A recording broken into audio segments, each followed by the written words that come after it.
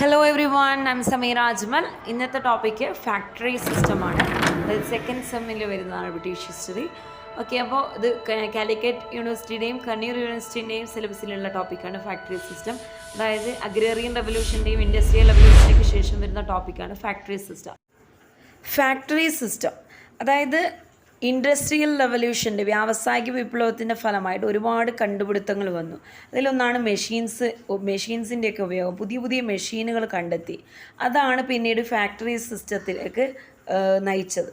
ഈ 18ാം സെഞ്ച്വറിക്ക് മുൻപേ, അതായത് നമ്മൾ കണ്ട് ഇൻഡസ്ട്രിയൽ റെവല്യൂഷൻ്റെയൊക്കെ മുൻപേ ആയിട്ട് അതായത് സാധാരണ ജനങ്ങൾ അവരുടെ കൈകൊണ്ട്, ഇപ്പോൾ വസ്ത്രമാണെങ്കിൽ അവർ തന്നെ കൈകൊണ്ട് തുന്നിയെടുത്ത് ഉണ്ടാക്കുന്ന വസ്ത്രങ്ങളാണ്. അങ്ങനെ എല്ലാ ഏതൊരു വർക്കാണെങ്കിലും അവർ സ്വന്തം അധ്വാനം കൊണ്ട് അവരുടെ എനർജി യൂസ് ചെയ്ത് ഉണ്ടാക്കുന്ന പ്രൊഡക്ട്സുകളായിരുന്നു. പിന്നീടാണ് മെഷീൻസ് വരുന്നത്. മെഷീൻസ് വന്നപ്പോൾ മനുഷ്യൻ്റെ പ്രയത്നം കുറച്ച് വർക്ക് ചെയ്യേണ്ടത് കുറയുകയും അവർക്ക് ജസ്റ്റ് മെഷീൻസിനെ അസിസ്റ്റ് ചെയ്താൽ മാത്രം മതി. ആ ഒരു രീതിയിലേക്ക് മാറി. അങ്ങനെ ഒരു രീതിയിലേക്ക് മാറിയത് ഇൻഡസ്ട്രിയൽ റെവല്യൂഷൻ്റെ ഫലമായിട്ടാണ്. അങ്ങനെ മാറിയപ്പോൾ ഈ മെഷീൻസ് എല്ലാം ഒരുമിച്ച് ഒരു ഒറ്റ യൂണിറ്റിൻ്റെ കീഴിൽ കൊണ്ടുവന്നിട്ട് ഒരു ഫാക്ടറി ഉണ്ടാക്കി. ആ ഫാക്ടറിയിൽ എല്ലാ മെഷീൻസും കൊണ്ടുവന്ന് എല്ലാം പ്രൊഡ്യൂസ് ചെയ്യുന്ന, ഏതൊരു വസ്തുവും പ്രൊഡ്യൂസ് ചെയ്യാൻ ഈ ഫാക്ടറിയിൽ സാധ്യമാകുന്ന രീതിയിൽ എല്ലാ മെഷീൻസും ഒറ്റൊരു യൂണിറ്റിൻ്റെ കീഴിൽ കൊണ്ടുവന്നു. അതാണ് ഫാക്ടറി സിസ്റ്റം എന്ന് പറയുന്നത്. ഈ ഫാക്ടറിയൊക്കെ വരുന്നതിന് മുൻപേ ജനങ്ങൾ പ്രധാനമായും താമസിച്ചിരുന്നത് ഗ്രാമപ്രദേശങ്ങളിൽ, അതായത് ചെറിയ ചെറിയ ഷോപ്പുകളിലൊക്കെ, കൺട്രി സൈഡിലൊക്കെയായിരുന്നു താമസിച്ചിരുന്നത്. പക്ഷേ ഫാക്ടറിയൊക്കെ ഒരുപാട് വരാൻ തുടങ്ങിയപ്പോൾ വലിയ വലിയ സിറ്റികളൊക്കെ അവിടെ ഒരു മാജിക് പോലെ ഇങ്ങനെ പടർന്ന് വ്യാപിച്ചു എന്നാണ് പറയുന്നത്. അങ്ങനെ ചെറിയ ചെറിയ വില്ലേജിൻ്റെ ഒക്കെ സ്ഥാനത്ത് വലിയ വലിയ നഗരങ്ങളായി മാറി. വലിയ എന്താ പറയുക, ഡെക്കറേറ്റഡ് ആയിട്ടുള്ള ചിമ്നീസൊക്കെ വെച്ചിട്ടുള്ള പിന്നെ വീടുകളും കോട്ടേജസുകളൊക്കെ വരാൻ തുടങ്ങി. നല്ല ഡെക്കറേറ്റീവായിട്ടുള്ള ഹൗസസും നഗരങ്ങളൊക്കെ ഉണ്ടാകാൻ തുടങ്ങി. അതാണ് പ്രധാനമായൊരു ഫാക്ടറി സിസ്റ്റത്തിൻ്റെ ഭാഗമായിട്ട് വന്ന മാറ്റം. ഫാക്ടറി സിസ്റ്റത്തിൻ്റെ ഫലമായി ഇങ്ങനെ വളർന്നു വന്ന നഗരങ്ങളുടെ ഫലമായിട്ട് ഒരുപാട് പ്രശ്നങ്ങളാണ് സൃഷ്ടിച്ചത്. ഇന്നും നമുക്കത് അനുഭവിക്കുന്നതാണ്. ഈ നഗരങ്ങൾ വർദ്ധിക്കുമ്പോൾ ഉണ്ടാകുന്ന പ്രധാനമായി സാനിറ്റേഷൻ, ആരോഗ്യരംഗത്ത് മതിയായ സംരക്ഷണമൊന്നും നടക്കുന്നില്ല. കാരണം ഒരുപാട് രോഗങ്ങൾ ഒക്കെ വ്യാപിക്കാൻ തുടങ്ങി. പലതരം ക്രൈമുകൾ അവിടെ സാധാരണമാകാൻ തുടങ്ങി. ഇങ്ങനെ പലതരത്തിലുള്ള പ്രശ്നങ്ങൾ ഫേസ് ചെയ്യാൻ തുടങ്ങി. ഫാക്ടറി സിസ്റ്റത്തിൻ്റെ മറ്റൊരു ഡിസഡ്വാൻറ്റേജ് എന്ന് പറയുന്നത് തൊഴിലാളികളുടെ കൂലി കുറഞ്ഞു. കാരണം ഇപ്പം മെഷീൻസാണ് കൂടുതൽ വർക്ക് ചെയ്യുന്നത്, അവർക്ക് ജസ്റ്റ് അസിസ്റ്റ് ചെയ്യുകയോ വേണ്ടുള്ളൂ. അപ്പോൾ അത്തരത്തിൽ അവരുടെ കൂലി കുറയാൻ തുടങ്ങി. അതുമാത്രമല്ല, ഇത്തരം മെഷീൻസ് ഇതിനെ അസിസ്റ്റ് ചെയ്യാൻ സ്ത്രീകളെയും കുട്ടികളെയും അവർ കൂടുതൽ ഹയർ ചെയ്യാൻ തുടങ്ങി പുരുഷന്മാർക്ക് പകരം. കാരണം സ്ത്രീകൾക്കും കുട്ടികൾക്കും കുറച്ച് കൂലി കൊടുത്താൽ മതി എന്നുള്ളത് കൊണ്ട്. അതുകൊണ്ട് തന്നെ 4ൽ 3 തൊഴിലാളികൾ എന്ന് പറയുന്നതും, ഫാക്ടറിയിലെ തൊഴിലാളികൾ എന്ന് പറയുന്നത് സ്ത്രീകളും കുട്ടികളും മാത്രമായി. കാരണം അവർക്കാണ് പ്രത്യേക തൊഴിൽ പരിശീലനങ്ങളോ വളരെ കുറഞ്ഞ ചിലവിൽ അവർക്ക് കൊടുക്കാൻ പറ്റും മുതലാളിമാർക്ക്. അതുകൊണ്ട് തന്നെ അവർക്ക് ഒരു തരത്തിലുള്ള ഫൈനാൻഷ്യൽ ബേർഡൻ, സാമ്പത്തിക ബേർഡൻ അവർക്ക് ഉണ്ടാകുന്നില്ല ഇവരെ സപ്പോർട്ട് ചെയ്യാൻ വേണ്ടിയിട്ട്, കുട്ടികളും സ്ത്രീകളും ആയതുകൊണ്ട് തന്നെ. അങ്ങനെ ഒരു കുടുംബത്തിലെ ബ്രെഡ് വിന്നേഴ്സ്, അവരുടെ കുടുംബം നോക്കുന്നത് സ്ത്രീകളും കുട്ടികളുമായിട്ട് മാറി. പുരുഷന്മാരൊക്കെ തൊഴിലില്ലാത്തവരായിട്ട്, തൊഴിൽരഹിതരായിട്ട് മാറുകയും ചെയ്തു.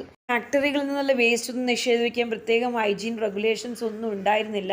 അതുപോലെ തന്നെ ഈ മെഷീൻസ് എന്നൊക്കെ പറഞ്ഞാൽ അപകടകരമാണ് അത് കൈകാര്യം ചെയ്യുന്നത്. അപ്പോൾ അതിന് പ്രത്യേക തൊഴിലാളികൾക്ക് സുരക്ഷിതത്വ നടപടികളൊന്നും അവർ സ്വീകരിച്ചിട്ടില്ല. ഇനി ഫാക്ടറി സിസ്റ്റത്തിൻ്റെ ഒരു പ്രധാന പ്രത്യേകത എന്ന് പറയുന്നത് division of labour, supervision and division of ലേബറാണ്. എന്താണ് ഈ ഡിവിഷൻ ഓഫ് ലേബർ? ഉദാഹരണം പറയുകയാണെങ്കിൽ, ഒരു തൊഴിൽ ചെയ്യാൻ വേണ്ടിയിട്ട് ഒന്നിലധികം ആൾക്കാരുണ്ടാവും. അപ്പോൾ ഉദാഹരണത്തിന് ഞാൻ പറയും, ഇപ്പോൾ നിങ്ങൾക്ക് എളുപ്പത്തിൽ മനസ്സിലായി, ഇപ്പോൾ ചപ്പാത്തി ഉണ്ടാക്കുന്നതെന്ന് വിചാരിക്കാം. ചപ്പാത്തി എന്ന് പറഞ്ഞ പ്രൊഡക്റ്റ് അത് ഉണ്ടാക്കുന്നുണ്ടെങ്കിൽ ഒരാൾ മാവെടുക്കും, ഒരാളത് കുഴക്കും, ഒരാളത് പരത്തും, ഒരാളത് ചുടും. ഇങ്ങനെ ഒരു വർക്ക് ചെയ്യുന്നതിന് 5-6 ആൾക്കാർ ഒരുമിച്ച്, ഡിവിഷൻ ഓഫ് ലേബർ, ഓരോരുത്തർ ചെയ്യാൻ. അപ്പോൾ ഇതുപോലെ ഏതൊരു പ്രൊഡക്ട്സാണ് അവർ ഉണ്ടാക്കുന്നത്, മാനുഫാക്ചർ ചെയ്യുന്നത്, അത് ഡിവിഷൻ ഓഫ് ലേബറാണ്. ഒരുപാട് ആൾക്കാർ അതിൽ പങ്കാളികളായിരിക്കും. തൊഴിലാളികൾ ഡിവൈഡ് ചെയ്ത് ഓരോ പാർട്ട് ചെയ്യിക്കുകയാണ് ചെയ്യുന്നത്. അതാണ് ഇതിൻ്റെ ഒരു പ്രധാന വ്യത്യാസം എന്ന് പറയുന്നത്.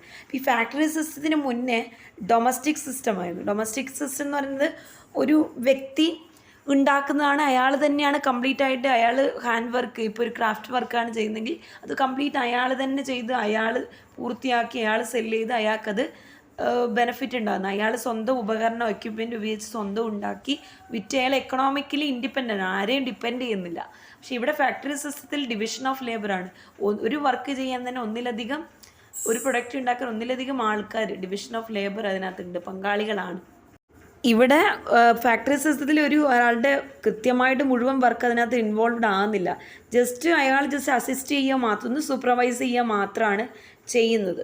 ആ വ്യക്തി ഒരേ വർക്ക് തന്നെയാണ് എപ്പോഴും ചെയ്യുന്നതിൽ വേറൊരു മാറ്റമില്ല. അപ്പോൾ അവരുടെ ഭാഗം കംപ്ലീറ്റ് ആയി കഴിഞ്ഞാൽ അത് അടുത്ത ആൾക്ക് പാസ് ചെയ്യുക, അടുത്ത അതിൻ്റെ കംപ്ലീഷൻ ഓഫ് വർക്കിന് വേണ്ടിയിട്ട്. അപ്പോൾ ഇങ്ങനെ ഇതിൽ പ്രത്യേക ഇൻട്രസ്റ്റ് അവർക്ക് കംപ്ലീറ്റ് ചെയ്യാൻ ഒരു വർക്ക് ചെയ്യാനുണ്ടാവില്ല. ആ പ്രൊഡക്റ്റ് ഫിനിഷ് ചെയ്യുന്നവർ അതിൽ പങ്കാളികളാവാൻ അവർ നിൽക്കില്ല.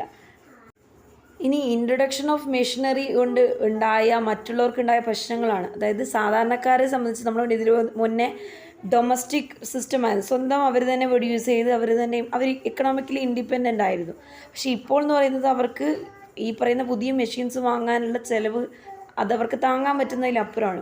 അങ്ങനെയാണ് അവിടെ ഒരു മുതലാളിത്തം, ഇത് വാങ്ങാൻ പറ്റുന്ന ഒരു വിഭാഗം ആൾക്കാർ, അവരാണ് മുതലാളിമാർ. അങ്ങനെയാണ് മുതലാളിത്തത്തിലേക്ക്, ഡൊമസ്റ്റിക് സിസ്റ്റത്തിൽ നിന്ന് മുതലാളിത്തത്തിലേക്ക് അത് വളർന്നു വരുന്നത്.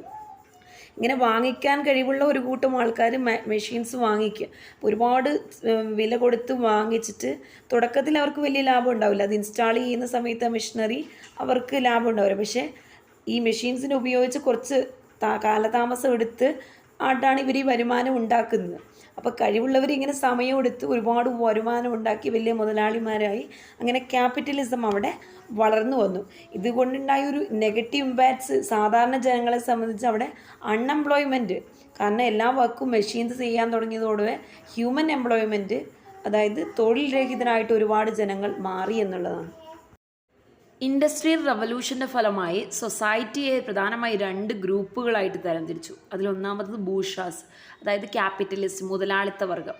രണ്ടാമത്തത് പ്രോലറ്റേറിയൻറ്റ്, അതായത് വർക്കിംഗ് ക്ലാസ് ആണ്, അത് കൂലിപ്പണിക്കാർ. ഓക്കെ, അപ്പോൾ ഇങ്ങനെ ഈ ബൂർഷ്വാസ് എന്ന വിഭാഗത്തിൽപ്പെടുന്ന ആൾക്കാർ ഒന്ന് മാനുഫാക്ചറേഴ്സ്, അതായത് ഈ ഫാക്ടറി ഓണേഴ്സും ഇവരൊക്കെയാണ് പ്രൊഡ്യൂസ് ചെയ്യുന്ന ആൾക്കാർ. മെർച്ചൻസ്, വ്യാപാരികൾ, mine owners, bankers, professional men, ഇതൊക്കെയാണ് ബൂർഷ്വാ വിഭാഗത്തിൽപ്പെടുന്നത്, അതായത് ക്യാപിറ്റലിസ്റ്റ്, മുതലാളിത്ത വിഭാഗത്തിൽപ്പെടുന്നത്. ഇനി പ്രോലറ്റേറിയൻറ്റ്, അതായത് വേജ് ഏർണിംഗ് ക്ലാസ്, അതായത് വർക്കിംഗ് ക്ലാസ്, തൊഴിലാളികളാണ് പ്രോലറ്റേറിയൻ എന്ന് പറയുന്നത്. പ്രധാനമായിട്ട് മിൽ വർക്കേഴ്സ്, ഫാക്ടറി വർക്കേഴ്സൊക്കെയാണ് ഈ പറയുന്ന പ്രോലറ്റേറിയൻ വിഭാഗത്തിൽപ്പെടുന്ന സമൂഹത്തിൻ്റെ താഴെക്കിടയിൽപ്പെടുന്ന സാധാരണ തൊഴിലാളികൾ. ഓക്കെ, അപ്പോൾ ഈ ഒരു സമൂഹത്തിലുണ്ടായ ഈ 2 ഡിവിഷൻ, ഇത് ആദ്യ കാലഘട്ടത്തും ഉണ്ടായിരുന്നു, പക്ഷേ പേര് വ്യത്യാസമാണെന്ന് മാത്രം. അതായത് ആദ്യ കാലഘട്ടത്തിൽ എന്ന് വെച്ചിട്ടുണ്ടെങ്കിൽ നമ്മൾ കണ്ടു, ഈ മുതലാളിത്ത വർഗത്തിന്, ബൂർഷ്വാസിന് പകരം ആ സമയത്ത് ഉണ്ടായിരുന്ന നോബിൾസ്, ഉന്ന വിഭാഗത്തിൽപ്പെടുന്ന നോബിൾസ്, ഏറ്റവും താഴെ സെർവ്സ്, വില്യൻസ്, അടിമകൾ. അപ്പോൾ ഇത് ആദ്യം ഉണ്ടായിരുന്നു, അതിൻ്റെ ഒരു പേര് മാറി ഒരു ചെറിയ വ്യത്യാസമൊക്കെ വന്നിട്ടാണ് ഇപ്പോൾ ഇൻഡസ്ട്രിയൽ റവല്യൂഷൻ്റെ ഫലമായിട്ട് സൊസൈറ്റി ഈ 2 ഗ്രൂപ്പുകളായിട്ട് തരംതിരിച്ചിരിക്കുന്നത്. സമൂഹത്തിൽ എപ്പോഴും ഈ ഒരു ഗ്യാപ്പ് നിലനിന്നിട്ടുണ്ട്. ഈ വർക്കിംഗ് ക്ലാസ്സും അതുപോലെ തന്നെ ബൂർഷ്വാസും, മുതലാളിത്ത വിഭാഗവും തമ്മിലുള്ള, അതായത് മുതലാളിയും തൊഴിലാളിയും തമ്മിലുള്ള ആ ഒരു അന്തരം എന്ന് പറയുന്നത്, വ്യത്യാസം എന്ന് പറയുന്നത് വളരെ, ഈ ഒരു ഗ്യാപ്പ് എംപ്ലോയറും എംപ്ലോയിയും തമ്മിൽ ഇന്നും നമ്മുടെ സാമ്പത്തിക സിസ്റ്റത്തിൽ, സാമൂഹിക വ്യവസ്ഥയിൽ ഇന്നും നിലനിൽക്കുന്നതാണ്. അപ്പോൾ എപ്പോഴും ഇന്നും എങ്ങനെയാണ്, അതായത് എപ്പോഴും മുതലാളിമാരുടെ ഇൻട്രസ്റ്റ് എന്ന് പറയുന്നത് തൊഴിലാളികളെ മാക്സിമം മണിക്കൂർ പണിയെടുപ്പിച്ചിട്ട് കുറഞ്ഞ കൂലി കൊടുക്കുക എന്നുള്ളതാണ്, വളരെ കുറഞ്ഞ കൂലിക്ക് പണിയെടുപ്പിക്കുക എന്ന്. തൊഴിലാളികളുടെ ആഗ്രഹം വളരെ കുറച്ച് പണിയെടുത്ത് കൂടുതൽ കൂലി കിട്ടുക എന്നുള്ളതാണ് അവരെ സംബന്ധിച്ചിട്ടുള്ള ലക്ഷ്യം. അപ്പോൾ ഈ ഒരു ഗ്യാപ്പ് ഇന്നും നമ്മുടെ എക്കണോമിക് സിസ്റ്റത്തിൽ നിലനിൽക്കുന്നതാണ്. ഫാക്ടറി സിസ്റ്റത്തിലൂടെ ഈ മാക്സിമം വരുമാനം ഉണ്ടാക്കുക, അതായത് കൂടുതൽ തൊഴിലാളികളെ കൊണ്ട് പണിയെടുപ്പിച്ച് മാക്സിമം വരുമാനം ഉണ്ടാക്കുക എന്നുള്ളത് മുതലാളിമാരുടെ ലക്ഷ്യമാണ്. അങ്ങനെ അവർ മാക്സിമം പ്രോഫിറ്റ് ഉണ്ടാക്കുകയും തൊഴിലാളികൾ വളരെ കുറഞ്ഞ കൂലിക്ക് ഒരുപാട് മണിക്കൂറുകളോളം വർക്ക് ചെയ്യേണ്ട അവസ്ഥയാണ് ഈ ഫാക്ടറി സിസ്റ്റത്തിലൂടെയൊക്കെ വന്നത്. പ്രത്യേകിച്ച് സ്ത്രീകളും കുട്ടികളൊക്കെ ഈ ഫാക്ടറിയിൽ വളരെ മോശമായ അവസ്ഥയിൽ ജോലി ചെയ്യേണ്ട, പ്രത്യേക സുരക്ഷാ സംവിധാനങ്ങളൊന്നും ഇല്ലാണ്ട് ജോലി ചെയ്യേണ്ട അവസ്ഥയാണ്. അതുപോലെ തന്നെ ആരോഗ്യകരമായിട്ടും മറ്റു എല്ലാ രീതിയിലുള്ള സൗകര്യങ്ങളും, സുരക്ഷാ സൗകര്യങ്ങൾ വളരെ പോരായിട്ടുള്ള നല്ല കണ്ടീഷനൊന്നും അല്ലാത്ത വീടുകളൊക്കെയാണ് അവർക്ക് ഉണ്ടായിരുന്നത്. അപ്പോൾ പല രീതിയിലുള്ള പ്രശ്നങ്ങൾ തൊഴിലാളികൾ നേരിട്ടിരുന്നു. അപ്പോൾ ഈ ഫാക്ടറി സിസ്റ്റത്തിലൂടെ നമുക്കറിയാം ഒരുപാട് അഡ്വാൻറ്റേജസും ഉണ്ട്, ഡിസഡ്വാൻറ്റേജസും ഉണ്ട്. അപ്പോൾ അതിൽ ഒരുപാട് ജനങ്ങൾ സഫർ ചെയ്യേണ്ടി വന്നിട്ടുണ്ടെങ്കിലും ഇന്ന് നമുക്ക് ഉണ്ടായിരിക്കുന്ന ഒരുപാട് വികസനങ്ങൾ, ഡെവലപ്മെൻറ്റ് ഉണ്ടായതിൻ്റെ അത് ക്യാപിറ്റലിസ്റ്റ് സിസ്റ്റത്തിൻ്റെ തന്നെ റിസൾട്ടാണ് എന്ന് നമുക്ക് പറയാൻ പറ്റും. സാമ്പത്തികമായിട്ട് ഒരു മുൻപന്തിയിൽ നമ്മുടെ രാജ്യം എത്തുമ്പോൾ നമുക്ക് ഒരുപാട് കംഫർട്ട് ആയിട്ടുള്ള ഒരുപാട് ഡെവലപ്മെൻറ്റ് കൊണ്ടുവന്നത് ഈ ഒരു ക്യാപിറ്റലിസ്റ്റ് തന്നെയാണ്. പിന്നീട് ഈ ക്യാപിറ്റലിസ്റ്റ് ആണ് സിസ്റ്റം വന്നതുകൊണ്ടാണ് പിന്നെ ഓൾഡ് അരിസ്ട്രോക്രസിയെ ചോദ്യം ചെയ്തുകൊണ്ട് സ്വേച്ഛാധിപത്യത്തെ അവസാനിച്ച് പിന്നെ ഡെമോക്രസി, ജനാധിപത്യത്തിലേക്കൊക്കെ വരാൻ കാരണം ഒരു പങ്ക് ക്യാപിറ്റലിസത്തിനും ഉണ്ട്.